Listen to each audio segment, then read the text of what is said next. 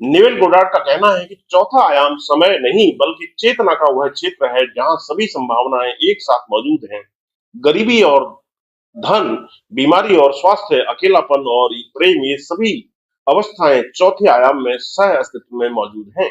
हमारी चेतना अपनी कल्पना और संकल्प की शक्ति के माध्यम से इन अवस्थाओं के बीच नेविगेट कर सकती है।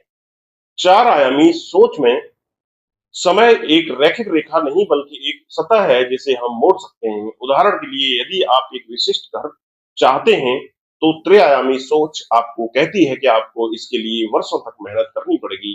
लेकिन चार आयामी सोच में आप अभी उस घर में मानसिक रूप से निवास कर सकते हैं, उसके बिस्तर पर सोने की कल्पना कर सकते हैं, उसकी खिड़की से बाहर देखें, उसकी खुशबू महसूस करें। यह केवल कल्पना नहीं है बल्कि चेतना का एक आयामी बदलाव है जहां आप उस वास्तविकता के निर्देशांक में प्रवेश करते हैं। कैसे काम करता है यह, आइए जानते हैं। नंबर एक, कल्पना की शक्ति। आपकी कल्पना चौथे आयाम में कार्य करती है जहां सभी संभावनाएं पहले से मौजूद हैं। जब आप किसी इच्छा को जीवंत रूप से कल्पना करते हैं तो आपकी चेतना उस अवस्था में ले जाते हैं। नंबर दो, संकल्प का बल। संकल्प वह दृढ़ विश्वास है कि आपकी इच्छा पहले से ही पूरी हो चुकी है।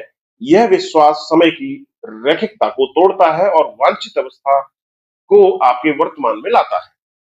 चित्त की शुद्धता। आपका चित्त यानी मन का गहरा हिस्सा आपकी मान्यताओं को आकार देता है। जब आप अपने चित्त को सीमित विश्वासों से मुक्त करते हैं तो यह चतुर्थ आयामी चेतना के साथ में संरेखित हो जाता है। जीवन को बदलाव की प्रक्रिया।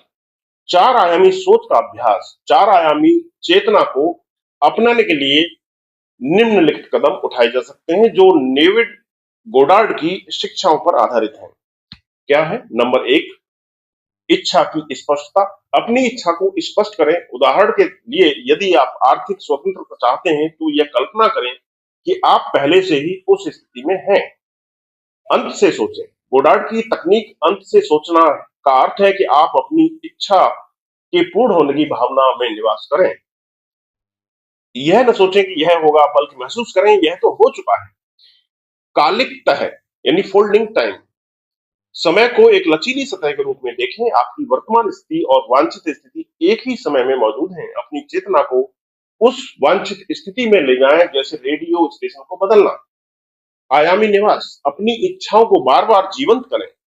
उदाहरण के लिए, यदि आप एक सफल उद्यमी बनना चाहते हैं तो उस स्थिति को मानसिक रूप से जिए, बैठक करें, निर्णय लें, सफलता